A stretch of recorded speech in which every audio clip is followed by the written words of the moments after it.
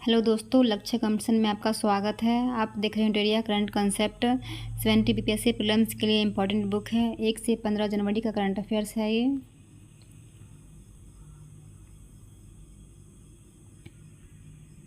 स्वच्छ सर्वेक्षण अवार्ड्स 2023 8वां संस्करण। जारीकर्ता केंद्रीय आवास और शहरी मंत्रालय। राष्ट्रपति द्रौपदी मुर्मू ने भारत मंडपम नई दिल्ली में स्वच्छता सर्वेक्षण पुरस्कार 2023 प्रदान किए। वर्ष 2023 सर्वेक्षण का विषय अपशिष्ट से धन, वेस्ट टू वेल्थ। वर्ष 2024 सर्वेक्षण का विषय कम करें, पुनः उपयोग करें और रिसाइकल करें। रिपोर्ट में सूरत ने इंदौर के साथ शीर्ष स्थान प्राप्त किया। इससे पहले इंदौर लगातार 6 वर्षों से अकेले शीर्ष स्थान प्राप्त किया था। रैंक सबसे स्वच्छ शहर, सर्वश्रेष्ठ प्रदर्शन वाले राज्य। इंदौर मध्य प्रदेश सबसे स्वच्छ शहर है। सूरत गुजरात, नवी मुंबई महाराष्ट्र। सर्वश्रेष्ठ प्रदर्शन वाले राज्य महाराष्ट्र, मध्य प्रदेश, छत्तीसगढ़। सबसे कम स्वच्छ शहर कोलकाता पश्चिम बंगाल, उसके बाद आसनसोल पश्चिम बंगाल, हावड़ा पश्चिम बंगाल। सबसे कम स्वच्छ राज्य अरुणाचल प्रदेश, उसके बाद मिजोरम, उसके बाद राजस्थान। 1 लाख से कम आबादी वाले शहरों में महाराष्ट्र के सासवड सबसे स्वच्छ शहर का पुरस्कार मिला। पाटन और लोनावाला को क्रमशः दूसरा एवं तीसरा स्थान मिला। 1 लाख से कम आबादी वाले शहरों में फास्टेस्ट मूवर सिटी का अवार्ड नौरोजाबाद मध्य प्रदेश को दिया गया।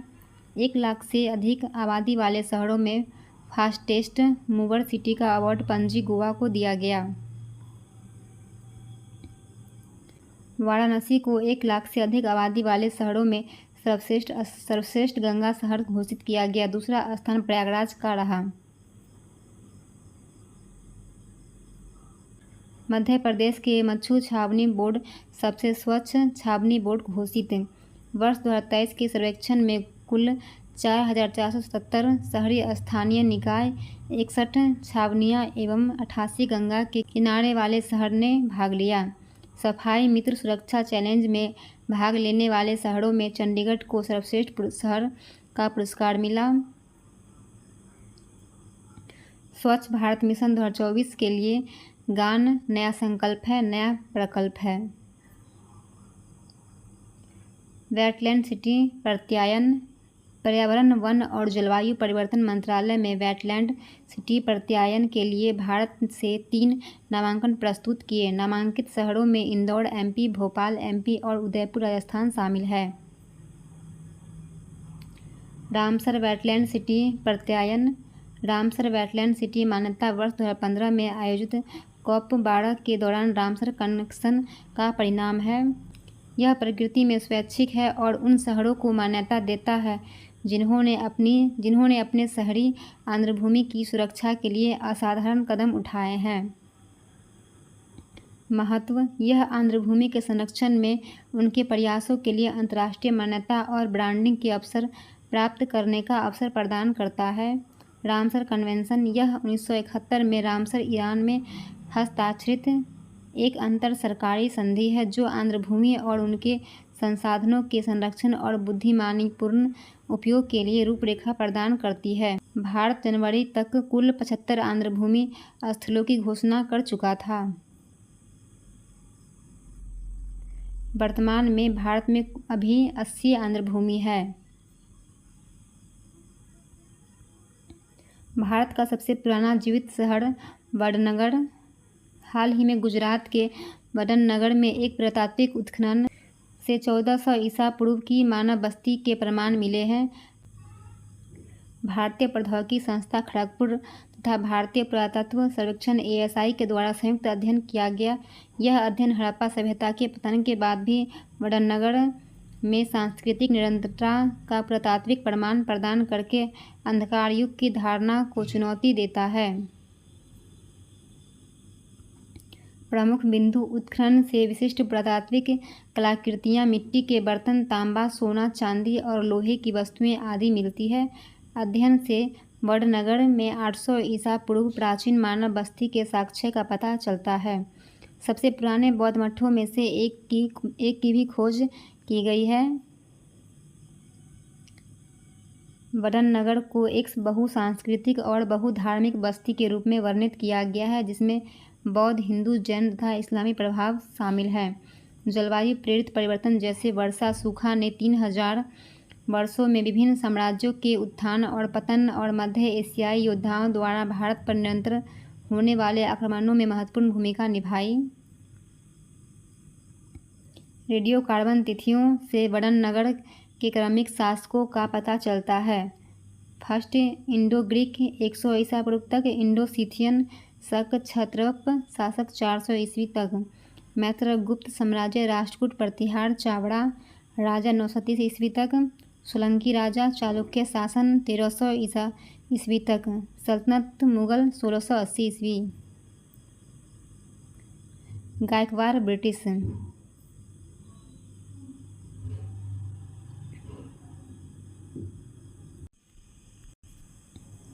अध्ययन का महत्व।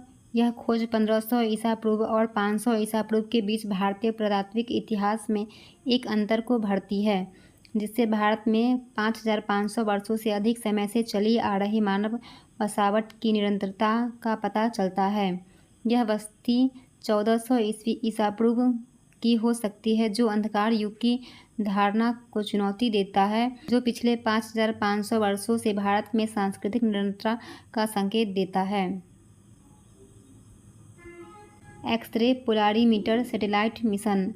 इसरो ने 1 जनवरी 2024 को अपने पहले एक्स-रे पोलरीमीटर सैटेलाइट मिशन का सफल प्रक्षेपण किया। PSLV-C58 रॉकेट की मदद से सैटेलाइट को 6 डिग्री के झुकाव के साथ 650 किलोमीटर की इच्छित कक्षा में सटीक रूप से स्थापित किया गया। यह मिशन करीब 5 वर्ष का होगा। PSLV-C58 रॉकेट ने अपनी 60वीं उड़ान में एक्सपोसैट के साथ 10 अन्य वैज्ञानिक पेलोड भी लॉन्च किए।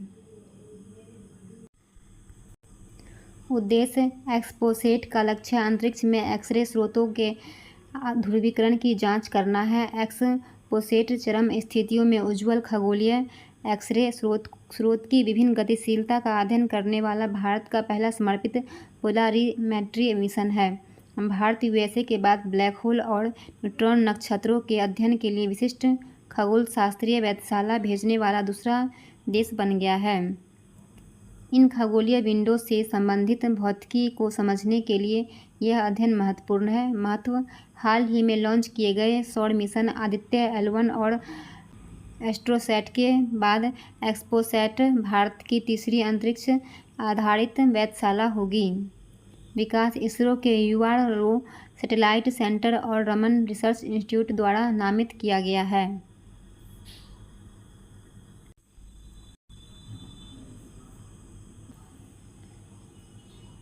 Acquire kilometre array observatory SKAO के अंतर्राष्ट्रीय मेगा विज्ञान परियोजना है, जो दुनिया में सबसे बड़े रेडियो टेलीस्कोप के रूप में काम करेगी। इसमें अब भारत के वैज्ञानिक भी शामिल होंगे।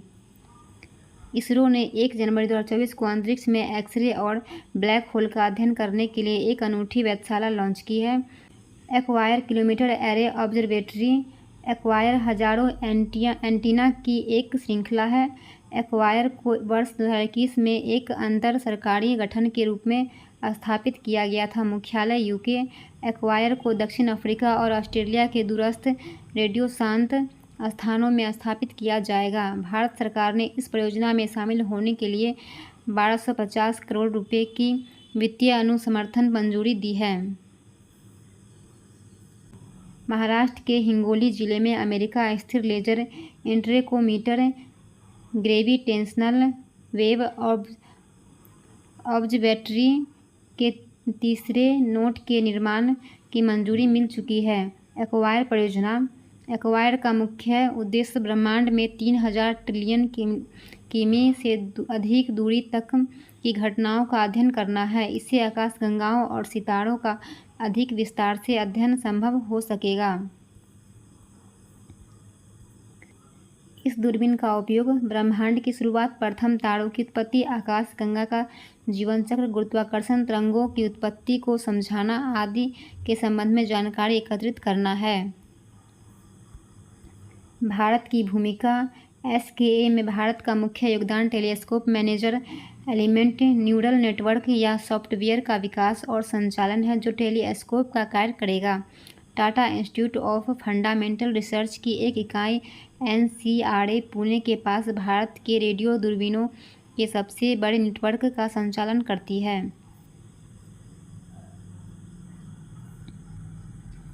इसे जाइंट मीटरवेव रेडियो टेलीस्कोप भी कहा जाता है। इस दूरबीन ने अब तक पल्सर, सुपरनोवा, क्वासर, आकाशगंगाओं का अध्ययन करने के बाद उल्लेखनीय वैज्ञानिक परिणाम किए हैं।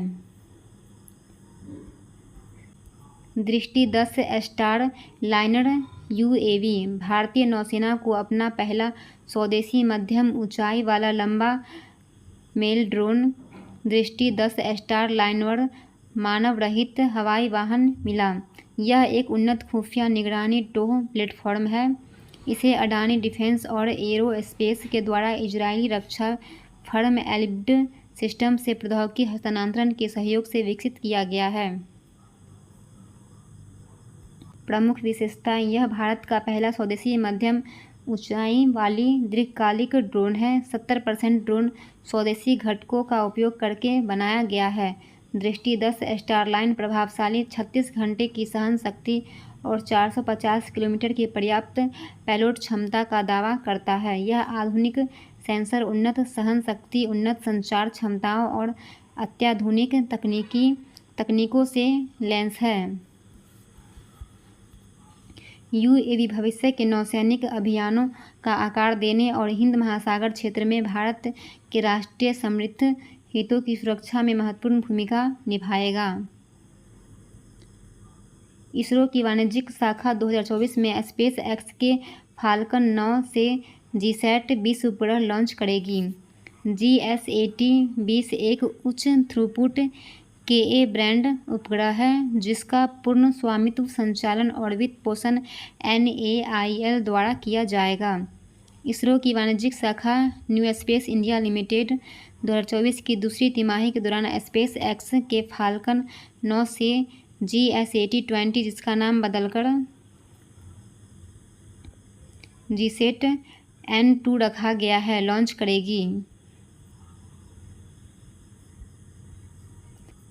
प्रमुख विशेषताएं: GSAT-20 अंडमान और निकोबार द्वारा लक्षद्वीप द्वीपों के सहित पूरे भारत में कवरेज के साथ इसमें 32 बीम शामिल है जो विशेष रूप से वंचित क्षेत्रों की मांग वाली सेना आवश्यकताओं को पूरा करेगा। यह उपग्रह लगभग 48 Gbps की प्रभावशाली हाई थ्रूपुट सैटेलाइट क्षमता प्रदान करता है और इसका भार 4700 kg है। उद्देश्य: देश की ब्रॉडबैंड संचार आवश्यकताओं को पूरा करेगा। महत्व: पूरे देश में उच्च डेटा ट्रांसमिशन क्षमता प्रदान करना, सुदूर और पहले से असंबद्ध क्षेत्रों की आवश्यकताओं को पूरा कर डिजिटल विभाजन को कम करना तथा समावेशी विकास को बढ़ावा देना। 17 से अधिक उत्पादों के लिए GI टैग। हाल ही में उड़ीसा, अरुणाचल प्रदेश, पश्चिम बंगाल और जम्मू कश्मीर के 17 से अधिक उत्पादों को भौगोलिक संकेत टैग प्राप्त हुआ है। राज्य GI टैग प्राप्त उत्पाद: उड़ीसा में कपड़गड़ा शॉल, लाजिया सोडा पेंटिंग, कोरापुट काला जीरा चावल, सिमलीपाल काई चटनी, नयागढ़ कातीमुंडी बैगन, उड़ीसा खजूरी गुंडा, ढेकनाल बिंदु, ये सारे जो है उड़ीसा के हैं। पश्चिम बंगाल का तांगेल साड़ी, गाढ़ कोड़ियल साड़ी, कालो नूनिया चावल, सुंदरवन शहद, गुजरात का कच्ची खड़ेक, जम्मू कश्मीर रामबन अनारदाना, अरुणाचल प्रदेश वाचो लकड़ी का शिल्प आदि के कीर, उत्तर प्रदेश हनुमानगढ़ी लड्डू।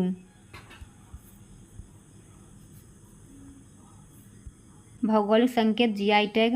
GI टैग एक नाम या चिन्ह है जो किसी विशिष्ट भौगोलिक स्थान या मूल के उत्पादों को प्रदान किया जाता है। GI टैग सुनिश्चित करता है कि केवल अधिकृत उपयोगकर्ताओं या भौगोलिक क्षेत्र में रहने वाले लोगों को ही इस नाम के उपयोग की अनुमति है।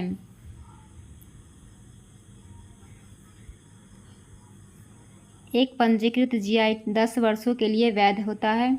वस्तुओं का भौगोलिक संकेत पंजीकरण और संरक्षण अधिनियम 1999 भारत में वस्तुओं से संबंधित भौगोलिक संकेतों के पंजीकरण और बेहतर सुरक्षा प्रदान करने का प्रयास करता है। यह बौद्धिक संपदा अधिकार के व्यापार संबंधी पहलुओं पर WTO समझौते द्वारा शामिल और निर्देशित है। भारत यूनेस्को की विश्व धरोहर समिति के 46वें सत्र की मेजबानी करेगा। भारत 21 से 31 जुलाई 2024 तक नई दिल्ली में यूनेस्को की विश्व धरोहर समिति के 46वें सत्र की पहली बार अध्यक्षता और मेजबानी करेगा। प्रमुख बिंदु: यूनेस्को की विश्व धरोहर समिति का सत्र हर वर्ष आयोजित होता है, जिसमें 21 सदस्य देशों के प्रतिनिधि शामिल होते हैं। किसी देश के स्थल या संपत्ति को विश्व धरोहर की सूची में शामिल करने का फैसला यह समिति करती है। इस समिति का प्राथमिक उद्देश्य सांस्कृतिक और प्राकृतिक संपदाओं के संरक्षण के लिए अंतर्राष्ट्रीय सहयोग के महत्व पर प्रकाश डालते हुए यूनेस्को विश्व धरोहर स्थलों की सूची तैयार करना है। यह खतरे में विश्व विरासत की सूची में संपत्तियों को अंकित करने या हटाने का भी निर्णय लेता है।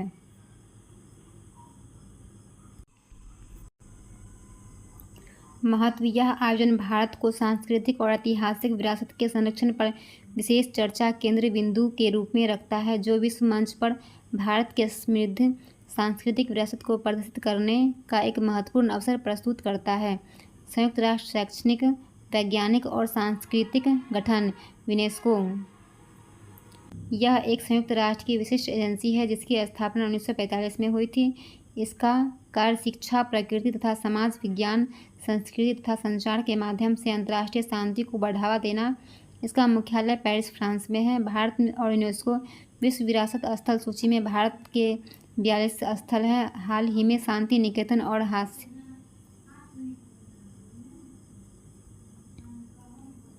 भारत और यूनेस्को विश्व विरासत स्थल सूची में भारत के 42 स्थल हैं। हाल ही में शांति निकेतन और होयसल मंदिर समूह इसमें शामिल किया गया है। जापान में 7.6 तीव्रता की भूकंप। जापान के इशिकावा प्रांत में नाटो प्रायद्वीप के पास 1 जनवरी 2024 को 7.6 तीव्रता का भूकंप दर्ज किया गया है। भूकंप के कारण जापान के पश्चिमी तट और पड़ोसी देश दक्षिण कोरिया के तट पर लगभग 1 मीटर 3 फीट ऊंची समुद्री लहरें उत्पन्न हुई है। मौसम विज्ञान एजेंसी जापान के अनुसार पहली बार आए भूकंप के बाद लगभग 200 झटके महसूस किए गए हैं। पश्चिमी जापान में शक्तिशाली भूकंप की एक श्रृंखला आई जिसमें कम से कम 48 लोग मारे गए। 2011 में जापान में आए 9.0 तीव्रता के भूकंप के परिणाम स्वरूप सुनामी आई जिसने देश के उत्तर पूर्वी तटीय समूह को नष्ट कर दिया, जिसमें 18,000 लोग मारे गए। उन सुनामी लहरों में फुकुशिमा बिजली संयंत्र में परमाणु दुर्घटना को जन्म दिया, जिससे चेरनोबिल के बाद सबसे गंभीर परमाणु दुर्घटना हुई।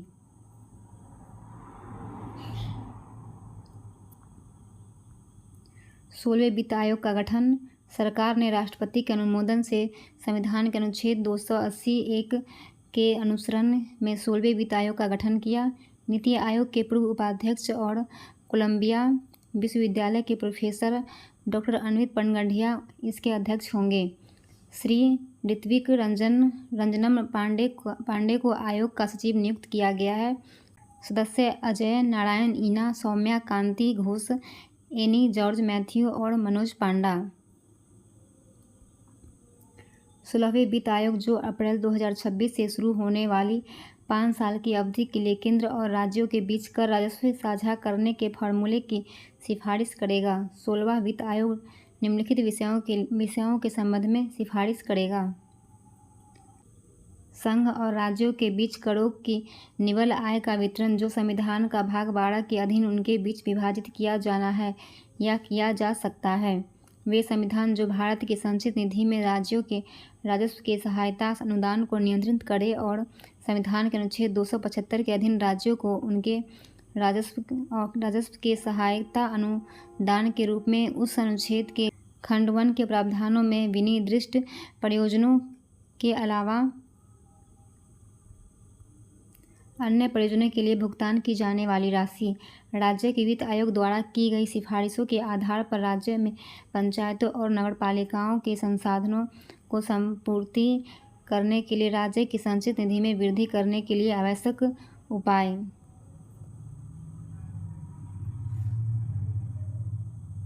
आपदा प्रबंधन वित्त पोषण का मूल्यांकन। आयोग आपदा प्रबंधन पहल से संबंधित वर्तमान वित्त पोषण संरचनाओं की समीक्षा कर सकता है। भारत में बहुआयामी गरीबी चर्चा पत्र। जनवरी 2024 को नीति आयोग द्वारा वर्ष 2005 से 6 से भारत में बहुआयामी गरीबी शीर्षक से एक चर्चा पत्र जारी किया गया है। इस चर्चा पत्र में राष्ट्रीय परिवार स्वास्थ्य सर्वेक्षण 4/2015 से 16 और राष्ट्रीय परिवार स्वास्थ्य सर्वेक्षण 5/2019 से 21 के आंकड़ों का प्रयोग किया गया है।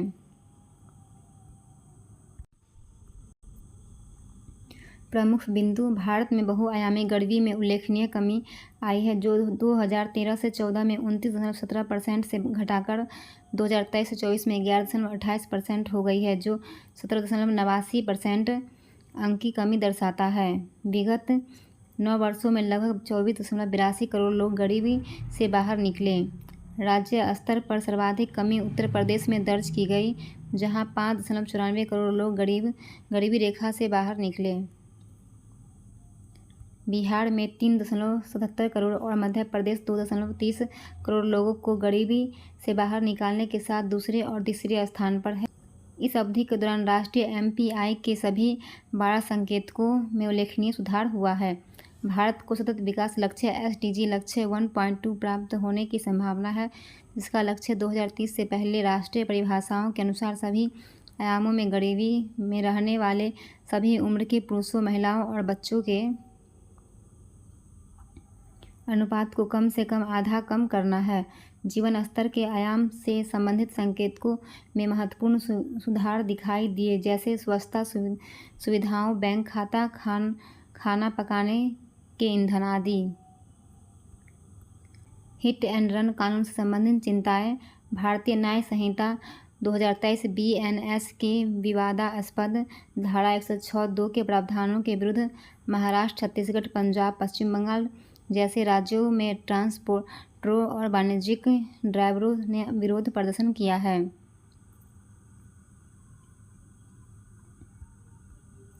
यह धारा हिट एंड रन की घटनाओं के लिए गंभीर दंड का प्रावधान करती है, जो ड्राइविंग समुदाय के बीच असंतोष के केंद्र बिंदु है। हालांकि देशव्यापी ट्रक चालकों का आंदोलन समाप्त हो गया है, क्योंकि सरकार ने आश्वासन दिया है कि वह हिट एंड रन के खिलाफ विवादात्मक कानून लागू करने से पहले हितधारकों से परामर्श करेगी। नया हिट एंड रन कानून बीएनएस के अनुसार, जो ब्रिटिश काल की भारतीय दंड संहिता का प्रतिस्थापन है, यदि कोई ड्राइवर लापरवाही से गाड़ी चलाने के कारण गंभीर सड़क दुर्घटना का कारण बनता है और फिर पुलिस या किसी अधिकारी को सूचित किए बिना चला जाता है, तो वह 10 साल तक की जेल और 7 लाख रुपये का जुर्माना हो सकता है। यदि ड्राइवर दुर्घटना के तुरंत बाद घटना की रिपोर्ट करता है, तो उन पर धारा 106(2) के स्थान पर धारा 106(1) के तहत आरोप सिद्ध किया जाएगा। धारा 106(1) में गैर इरादतन हत्या की श्रेणी में नहीं आने वाली मौत के लिए 5 वर्ष तक की सजा का प्रावधान है। नोट: पुराने ब्रिटिश काल में आईपीसी में हिट एंड रन मामलों के लिए कोई विशेष प्रावधान नहीं था। ऐसे मामलों में आईपीसी की धारा 304(1) के तहत कार्रवाई की जाती थी। इस धारा के अनुसार लापरवाही से किए गए किसी कार्य के कारण किसी अन्य की मृत्यु का कारण बनने वाले व्यक्ति को अधिकतम 2 साल की जेल या जुर्माना हो सकता है। नए हिट एंड रन कानून की आवश्यकता। वर्ष 2022 में भारत में 1.68 लाख से अधिक सड़क दुर्घटना मौत दर्ज की गई है। आधे से अधिक सड़क मौत राष्ट्रीय और राजमार्गों पर हुई, जो कुल सड़क नेटवर्क का 5% से भी कम है। सड़क दुर्घटनाओं के कारण देश अपने जीडीपी का 5 से 7% वार्षिक आर्थिक नुकसान झेलता है। इस कानून का उद्देश्य तेज गति और लापरवाही से गाड़ी चलाने को रोकना और उन लोगों को दंडित करना जो पीड़ितों की सूचना दिए बिना या उनकी मदद किए बिना घटनास्थल से भाग जाते हैं। सड़क दुर्घटनाओं की संख्या में कमी लाना तथा घायल व्यक्तियों को त्वरित चिकित्सकीय सुविधा उपलब्ध करवा कर सड़क दुर्घटना से होने वाली मौतें में कमी लाना है। ड्राइवर तथा प्रदर्शनकारियों की चिंताएं। प्रदर्शनकारी का तर्क है कि निर्धारित दंड, जिसमें 10 साल की कैद और 7 लाख का जुर्माना, अत्यधिक गंभीर है। अतः BNS 2023 की धारा 106(2) को वापस लेना या संशोधन किया जाना चाहिए। जुर्माना अत्यधिक है और ड्राइवर की चुनौतीपूर्ण कार्य स्थितियां विचार करने में विफल रहता है। दुर्घटना स्थलों पर सहायता के लिए रुकने पर ड्राइवरों के खिलाफ भीड़ की हिंसा का डर।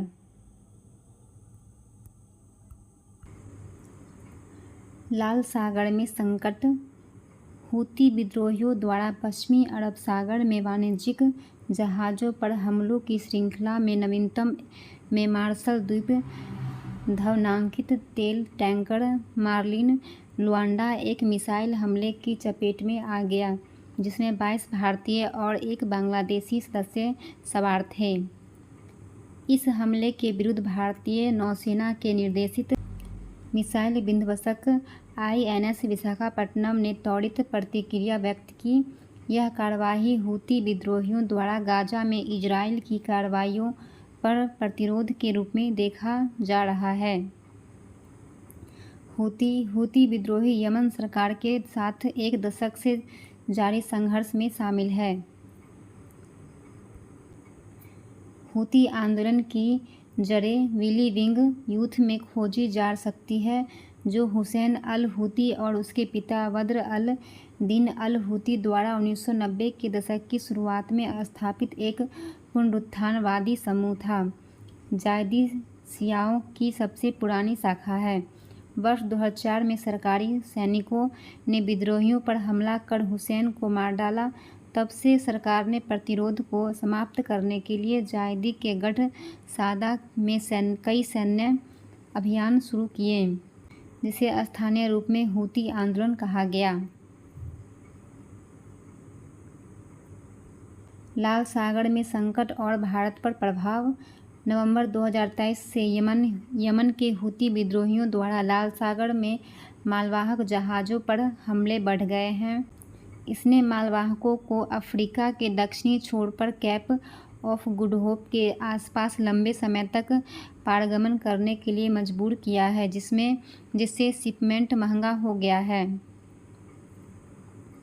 पश्चिमी गोलार्ध का लगभग 90% माल, चाहे वह भारत से आने वाला हो या जहाज़ से भेजा गया हो, जो लाल सागर के माध्यम से जाता था, वह अब कैप ऑफ गुड के माध्यम से भेजा जा रहा है।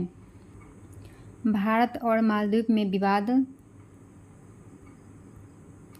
भारतीय प्रधानमंत्री के लक्षद्वीप दौरे पर मालदीव के मंत्री के ट्वीट से भारत मालदीव के मध्य विवाद उत्पन्न हो गया, जिससे भारत और मालदीव के बीच पहले से ही तनावपूर्ण संबंधों में और गतिरोध आ गया है। इस विवाद की शुरुआत तब हुआ जब मालदीव के 3 उप मंत्रियों ने भारतीय प्रधानमंत्री की लक्षद्वीप यात्रा के संबंध में नकारात्मक टिप्पणियां की। पृष्ठभूमि: हाल ही में मालदीव में हुए राष्ट्रपति चुनाव के पश्चात डॉक्टर मोहम्मद मुइज़्ज़ू मालदीव के नए राष्ट्रपति चुने गए। मालदीव के राष्ट्रपति चुनाव को इंडिया फर्स्ट बनाम इंडिया आउट अभियान के बीच टकराव के रूप में देखा जा रहा था। मोहम्मद मुइज़्ज़ू की जीत को इंडिया आउट कैप्टन की जीत के तौर पर देखा जा रहा है। इंडिया आउट अभियान मालदीव की धरती पर भारतीय सेना की मौजूदगी के खिलाफ है। मालदीव बनाम लक्षद्वीप अवलोकन। भौगोलिक: मालदीव 1190 प्रवाल द्वीपों और 20 से अधिक एटोल में समूहित रेत के तटों का एक द्वीप समूह है, जबकि लक्षद्वीप 32 वर्ग किलोमीटर में फैले 36 द्वीपों का समूह है। पर्यटन: वर्ष 2023 में मालदीव में लगभग 1.87 मिलियन से अधिक पर्यटकों ने दौरा किया, जबकि लक्षद्वीप में लगभग 15,000 पर्यटक आए। लक्षद्वीप के पर्यटक की संभावनाएं। सकारात्मक दृष्टिकोण: भारतीय प्रधानमंत्री की हालिया लक्षद्वीप की यात्रा में लक्षद्वीप की पर्यटन क्षमता के प्रति आशावाद जगाया है।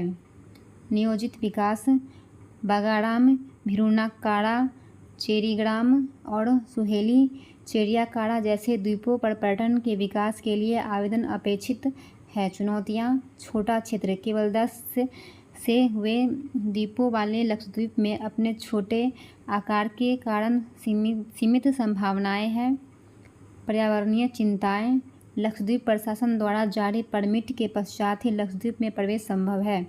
बुनियादी ढांचे की चुनौतियां: सीमित हवाई और नौका कनेक्टिविटी, साथ ही अपर्याप्त आवास आदि आधारित संरचनाएं का अभाव है। भारत के लिए मालदीव का महत्व क्या है?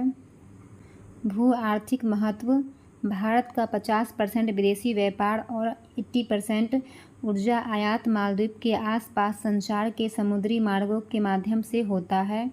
भू रणनीतिक महत्व: मालदीव की भौगोलिक अवस्थिति भारत की सामरिक एवं सुरक्षा दृष्टिकोण से महत्वपूर्ण है।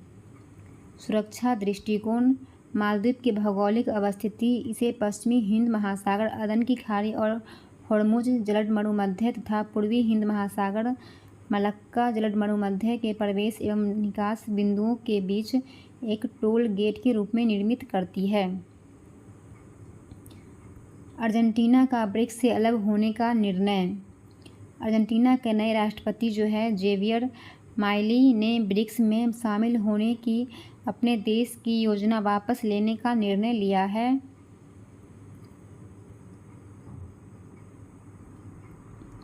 अगस्त 2023 दक्षिण अफ्रीका के जोहान्सबर्ग में 15वें ब्रिक्स शिखर सम्मेलन में 6 देशों यथा मिस्र, इथियोपिया, ईरान, संयुक्त अरब अमीरात, यूएई, सऊदी अरब और अर्जेंटीना को जनवरी 2024 तक समूह में शामिल होने के लिए आमंत्रित किया गया था। ब्रिक्स के बारे में: ब्रिक्स दुनिया की अग्रणी और उभरती अर्थव्यवस्थाएं ब्राज़ील, रूस, भारत, चीन और दक्षिण अफ्रीका के नाम समूह का संक्षिप्त रूप है। ब्राज़ील, रूस, भारत, चीन और दक्षिण अफ्रीका के नाम का संक्षिप्त रूप है। वर्ष 2001 में ब्रिटिश अर्थशास्त्री जिम ओ'नील ने 4 उभरती अर्थव्यवस्थाओं ब्राज़ील, रूस, भारत और चीन का वर्णन करने के लिए ब्रिक्स शब्द गढ़ा था। वर्ष 2006 में ब्रिक्स को औपचारिक रूप प्रदान किया गया। दिसंबर 2010 में ब्रिक्स में दक्षिण अफ्रीका के शामिल होने के साथ समूह के लिए ब्रिक्स संक्षिप्त नाम का चयन किया गया। ब्रिक्स वैश्विक आबादी में 41%, वैश्विक सकल घरेलू उत्पाद में 24% तथा वैश्विक व्यापार में 16% की हिस्सेदारी रखता है। ब्रिक्स के प्रमुख शुरुआत: न्यू डेवलपमेंट बैंक। वर्ष 2014 में एनडीबी की स्थापना, जिसका मुख्यालय शंघाई में स्थापित किया गया। ब्रिक्स भुगतान प्रणाली: ब्रिक्स देश SWIFT भुगतान प्रणाली के विकल्प के रूप में एक भुगतान प्रणाली सृजन का प्रयास कर रहे हैं। आकस्मिक आरक्षित व्यवस्था की स्थापना के लिए संधि पर ब्रिक्स सदस्यों का हस्ताक्षर किया जाना। अर्जेंटीना के ब्रिक्स समूह से बाहर होने का प्रभाव: ब्रिक्स समूह के विस्तार का नियंत्रण: अर्जेंटीना के हालिया कदम ने ब्रिक्स समूह के विस्तार पर प्रश्न चिन्ह उठाया है। लैटिन अमेरिका आर्थिक प्रभाव: अर्जेंटीना लैटिन अमेरिका की सबसे बड़ी अर्थव्यवस्थाओं में से एक है। लैटिन अमेरिका ऐतिहासिक रूप से वैश्विक शक्तियों के लिए रुचि का क्षेत्र रहा है। अर्जेंटीना का हालिया कदम इस क्षेत्र में ब्रिक्स की उपस्थिति को कमजोर करता है। कम्युनिस्ट विरोध नीति: अर्जेंटीना के नए राष्ट्रपति चीन विरोधी हैं। इसे वैश्विक स्तर पर चीन की स्वीकार्यता के समक्ष चुनौती के रूप में देखा जा सकता है। 19वां गुटनिरपेक्ष आंदोलन एवं वर्तमान समय में NAM की प्रासंगिकता: हाल ही में 19वां गुटनिरपेक्षक आंदोलन शिखर सम्मेलन 19 और 20 जनवरी को युगांडा की राजधानी कंपाला में आयोजित किया गया था। थीम: साझा वैश्विक समृद्धि के लिए सहयोग को गहरा करना। अजरबैजान के बाद युगांडा ने वर्ष 2027 तक के लिए इसकी अध्यक्षता ग्रहण की है। 19वें शिखर सम्मेलन की प्रमुख बिंदु: NAM शिखर सम्मेलन के दौरान नेताओं ने गाजा के इजरायल की कार्रवाई की आलोचना की और संघर्ष को तत्काल समाप्त करने का आह्वान किया। शिखर सम्मेलन ने काम्पाला घोषणा को अपनाया, जिसमें गाजा पट्टी में मानवीय सहायता की अनुमति देने के लिए संयुक्त राष्ट्र सुरक्षा परिषद के प्रस्ताव को लागू करने का आह्वान किया। भारत के विदेश मंत्री ने 19वें शिखर सम्मेलन में भारतीय प्रतिनिधिमंडल का नेतृत्व किया, जिसमें गाजा संकट के अस्थायी समाधान का मार्ग प्रशस्त किया गया। उन्होंने मानवीय संकट में तत्काल राहत की आवश्यकता पर बल दिया और पश्चिमी एशियाई क्षेत्र में संघर्ष के प्रसार को रोकने का आग्रह किया। भारत ने अपनी विश्व मित्र पहल के माध्यम से वैश्विक एकजुटता और सहयोग के प्रति प्रतिबद्धता पर जोर दिया। गुटनिरपेक्ष आंदोलन (एनएम) गुटनिरपेक्ष आंदोलन विकासशील देशों का एक गठबंधन है जो किसी भी प्रमुख महाशक्ति के साथ गुट में शामिल होने से इनकार करता है। इसकी स्थापना 1961 में शीत युद्ध के दौरान हुई थी, जबकि इसकी शुरुआत वर्ष 1955 में इंडोनेशिया में आयोजित बांडुंग सम्मेलन में हुई थी। इसकी स्थापना में भारतीय प्रधानमंत्री जवाहरलाल नेहरू, यूगोस्लाविया के जोसिप ब्रोज टिटो, मिस्र के गमाल अब्देल नासिर, इंडोनेशिया के सुकर्नो और घाना नुक्रुमाह ने प्रमुख भूमिका निभाया। वर्तमान में आंदोलन में 120 सदस्य देश हैं। भारत संस्थापक सदस्यों में से एक है। संयुक्त राष्ट्र के बाद एनएम राष्ट्रों का दूसरा सबसे बड़ा समूह है।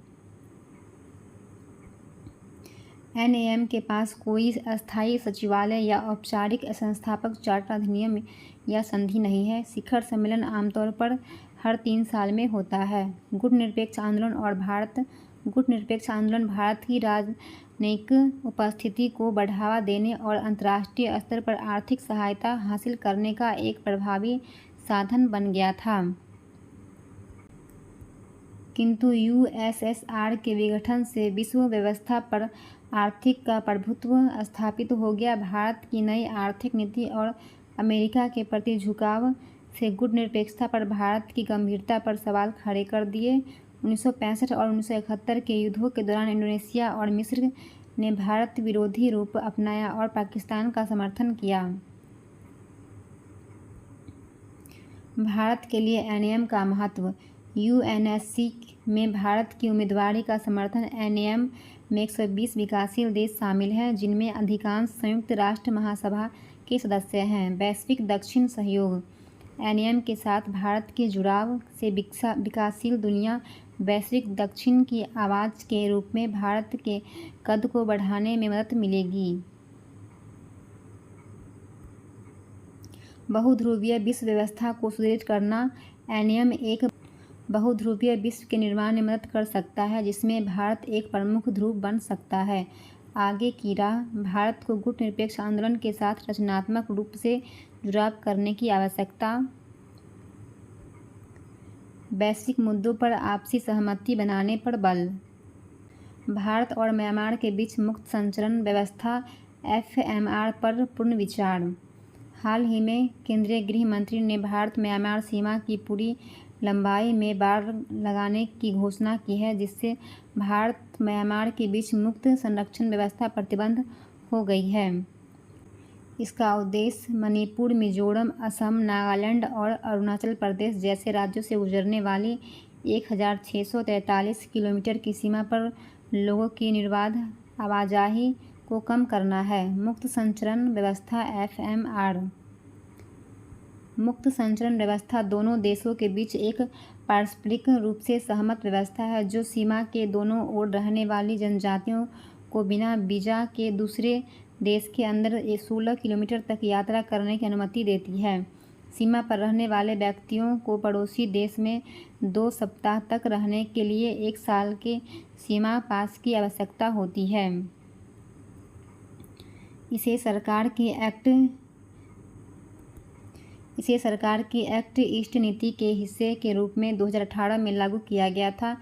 एफएमआर का उद्देश्य स्थानीय सीमा व्यापार की सुविधाजनक बनाना, राजनयिक संबंधों में सुधार करना और सीमावर्ती निवासियों के लिए सुलभ शिक्षा, स्वास्थ्य सेवा तक पहुँच में सुधार करना। मुक्त संचरण व्यवस्था का औचित्य। ऐतिहासिक पृष्ठभूमि। वर्ष 1826 में याडाम्बू की संधि द्वारा वर्तमान भारत म्यांमार सीमा स्थापित किया गया, किंतु इस विभाजन ने साझा जातीयता और संस्कृति वाले समुदायों को अलग कर दिया, जिनमें नागालैंड और मणिपुर में नागा, मणिपुर और मिजोरम में कुकी, चिन, मिजो समुदाय शामिल थे। सांस्कृतिक और आर्थिक संबंधों की सुविधाजनक बनाना एफएमआर सीमावर्ती समुदायों को रिश्ते बनाए रखने और सीमा पर व्यापार में संलग्न होने की अनुमति देता है। क्षेत्रीय संबंधों को बढ़ावा देना एफएमआर म्यांमार के साथ संबंधों को मजबूत करने के लिए भारत की एक्ट ईस्ट नीति का हिस्सा था। मुक्त संचरण व्यवस्था को खत्म करने के कारण अवैध प्रवासन। हालिया मणिपुर संघर्ष में म्यांमार से भारत में आदिवासी कुकी चिन लोगों का अवैध प्रवास प्रमुख कारण रहा है।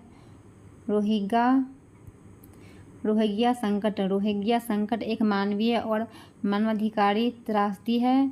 रोहिंग्या शरण की तलाश में पड़ोसी देशों विशेषकर भारत और बांग्लादेश चले गए, जिसमें भारत म्यांमार संबंधों को तनावपूर्ण बना दिया। नशीली दवाओं की तस्करी और हथियारों का व्यापार। खुली सीमाएं और एफएमआर का दुरुपयोग तस्करी और विद्रोही गतिविधियों को सक्षम बनाता है। आंतरिक सुरक्षा बिना बाड़ वाली लंबी सीमा नियंत्रण और राष्ट्रीय सुरक्षा के लिए चुनौतियां प्रस्तुत करती है। ईरान पाकिस्तान टकराव। हाल ही में पाकिस्तान के बलूचिस्तान वाले इलाके में ईरान ने मिसाइल हमला किया, जिसकी जवाबी कार्रवाई में पाकिस्तान ने भी ईरान पर हमला किया। दुनिया के विभिन्न हिस्से, खासकर पश्चिम एशिया में बढ़ते भू-राजनीतिक संघर्षों और तनावों के बीच ईरान और पाकिस्तान के बीच टकराव एवं चिंताजनक विषय है। ईरान का तर्क पाकिस्तान के बलूचिस्तान में सक्रिय अलगाववादी संगठन जैश अल अदल की गतिविधियों से ईरान पहले से परेशान रहा है। दिसंबर 2023 में ईरान के सीमावर्ती क्षेत्र बलूचिस्तान के रास्क कस्बे में किए गए हमले का जवाब माना जा रहा है। इस हमले में 13 ईरानी सैनिक मारे गए थे। पाकिस्तान के जवाबी हमला का प्रमुख कारण पाकिस्तान की आंतरिक राजनीतिक, जहां अगले माह चुनाव है। ईरानी हमले के 2 दिन बाद वहां के सिस्तान और बलूचिस्तान में बलूच अलगाववादी समूहों के ठिकानों पर हवाई प्रहार किया। पाकिस्तान के संप्रभुता में दखल का आरोप लगाया जाना। तनाव का मुख्य कारण सीमा विवाद। ईरान और पाकिस्तान के बीच 959 किलोमीटर लंबी बॉर्डर है, जो ईरान के सबसे बड़े प्रांत सिस्तान बलूचिस्तान और पाकिस्तान के सबसे बड़े प्रांत बलूचिस्तान को विभाजित करती है। जातीय भेदभाव। ईरान में 95% शिया आबादी है। पाकिस्तान के सुन्नी संगठनों द्वारा आरोप लगाया जाता है कि ईरान में अल्पसंख्यक सुन्नियों, खासकर सिस्तान बलूचिस्तान में रहने वालों के साथ भेदभाव किया जाता है। अलगाववादी गतिविधियां। ईरान का आरोप है कि पाकिस्तान के बलूचिस्तान स्थित सुन्नी अतिवादी संगठन उसके सिस्तान बलूचिस्तान प्रांत के सुन्नी जनसंख्या को भड़काने पर काम करते हैं, जिसमें पाकिस्तान सेना भी मदद करती है। बलूच आबादी की शिकायतें एवं समस्याएं। ईरान और पाकिस्तान दोनों में बलूचियों ने हाशिए पर जाने का अनुभव किया है। पाकिस्तान में बलूच को पंजाबी प्रभुत्व वाली राजनीतिक संरचना के भीतर एक जातीय अल्पसंख्यक के रूप में चुनौतियों का सामना करना पड़ता है। ईरान में वे जातीय एवं धार्मिक अल्पसंख्यक भी हैं।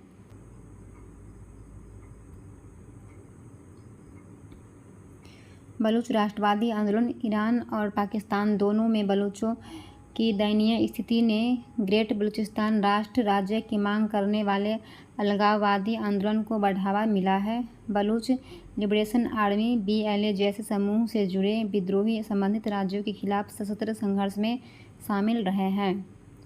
जैश अल अदल न्याय की सेना एक सुन्नी आतंकवादी समूह है, जिसका उद्भव 2012 में हुआ।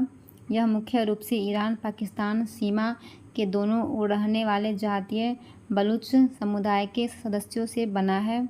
जैश अल अदल का मुख्य उद्देश्य ईरान के पूर्वी सिस्तान प्रांत और पाकिस्तान के दक्षिणी पश्चिमी बलूचिस्तान प्रांत के लिए स्वतंत्रता प्राप्त करना है। शिक्षा की वार्षिक स्थिति रिपोर्ट 2023। प्रथम फाउंडेशन द्वारा बियॉन्ड बेसिक्स शीर्षक से वार्षिक शिक्षा स्थिति रिपोर्ट 2023 जारी की गई है। यह रिपोर्ट ग्रामीण क्षेत्रों में 14 से 18 वर्षों के बच्चों पर केंद्रित है, जिसमें छात्रों द्वारा की जाने वाली गतिविधियों, उनकी बुनियादी और व्यावहारिक पढ़ने तथा गणित क्षमताओं एवं डिजिटल जागरूकता व कौशल पर चर्चा की गई है। ASER 2023 की मुख्य बिंदु। ASER 2023 26 राज्यों के 28 जिलों के लिए किए गए हैं सर्वेक्षण पर आधारित है, जो 14 से 18 आयु वर्ग के 34,745 युवाओं तक पहुंच जाता है। 14 से 18 वर्ष के 86.8% बच्चे किसी शैक्षणिक संस्था में नामांकित हैं। युवाओं से 4 बिंदुओं पर सर्वे किया गया। बुनियादी पढ़ने, गणित और अंग्रेजी क्षमताएं, रोजमर्रा की गणनाओं में बुनियादी कौशल का अनुप्रयोग, लिखित निर्देशों को पढ़ना और समझना, और वित्तीय गणनाएं जिन्हें वास्तविक जीवन में करने की आवश्यकता है। ASER 2023 के निष्कर्ष। सकारात्मक निष्कर्ष। उच्च नामांकन दर। कुल मिलाकर 14 से 18 वर्ष के 86.6% बच्चे पर शैक्षणिक संस्था में नामांकित है। नामांकित नहीं होने वाले युवाओं का परसेंट 14 वर्षीय युवाओं के लिए 3.9% है और 18 वर्षीय युवाओं के लिए 32.6% है। अधिक छात्र माध्यमिक शिक्षा की ओर बढ़ रहे हैं। आज भारत में अधिक बच्चों के पास पहले से कहीं अधिक वर्षों की स्कूली शिक्षा है। यह आशंका कि महामारी से उत्पन्न आर्थिक संकट के परिणाम स्वरूप बड़े बच्चों को स्कूल छोड़ना पड़ेगा, गलत साबित हुई है। शिक्षा प्रणाली की चुनौतियाँ। पढ़ने और अंकगणितीय क्षमताओं में मूलभूत कौशल का अंतर। लगभग 25% लोग ग्रेड 2 का पाठ नहीं पढ़ सकते हैं और 50% से अधिक को ग्रेड 5 तक अपेक्षित अंकगणित कौशल के साथ कठिनाइयों का सामना करना पड़ता है, जो मूलभूत शिक्षा में कमी को उजागर करता है। डिजिटल कौशल में लैंगिक असमानता। 19.8% महिलाओं की तुलना में 43.7% पुरुषों के पास स्मार्टफोन है। पढ़ने और अंकगणित कौशल में लैंगिक असमानता। अधिकांश कार्यों में पुरुष ने अंकगणित और अंग्रेजी पढ़ने में महिलाओं की तुलना में बेहतर प्रदर्शन किया है, जो बुनियादी अंकगणित और पढ़ने के कौशल को लागू करने की क्षमता का परीक्षण करते हैं। उदाहरण 51% पुरुषों की तुलना में केवल 41.1% महिलाएं ही समय बताने में सक्षम थीं। पुरुषों 36.3% की तुलना में कम महिलाएं। 28.1% विज्ञान, प्रौद्योगिकी, इंजीनियर और गणित स्ट्रीम है। व्यावसायिक प्रशिक्षण में केवल 5.6% युवा भाग लेते हैं। खराब गुणवत्ता वाला श्रमबल। मूलभूत संख्यात्मकता में यह कमी देश की श्रम शक्ति की गुणवत्ता पर महत्वपूर्ण प्रभाव डालती है।